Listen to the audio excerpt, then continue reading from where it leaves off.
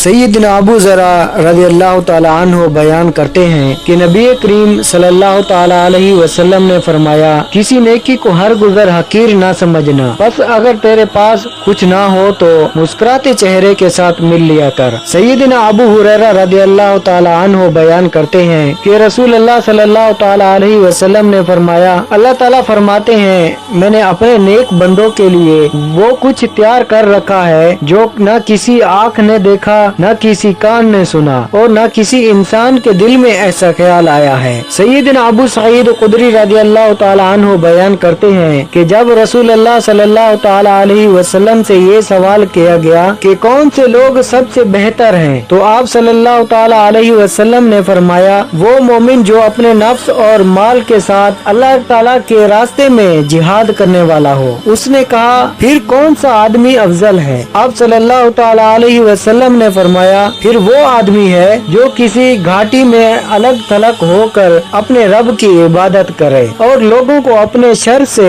महफूज रखे। सैयदना अबू हुरैरा रज़ी अल्लाह ताला अन्हु से मरवी है कि रसूल अल्लाह सल्लल्लाहु ताला अलैहि वसल्लम ने फरमाया, बेशक लोगों को सबसे ज्यादा जहन्नम में दाखिल करने वाली चीज अजवे अफान है। लोगों ने कहा, ऐ अल्लाह के रसूल, अजवे अफान से क्या मुराद है? आप सल्लल्लाहु ताला अलैहि वसल्लम ने फरमाया, शर्मगाह और मुंह। फिर आप सल्लल्लाहु ताला अलैहि वसल्लम ने फरमाया, क्या तुम जानते हो कि लोगों को सबसे ज्यादा जन्नत में दाखिल करने वाली चीज कौन सी होगी? अल्लाह ताला का डर और हुस्न इखलाक।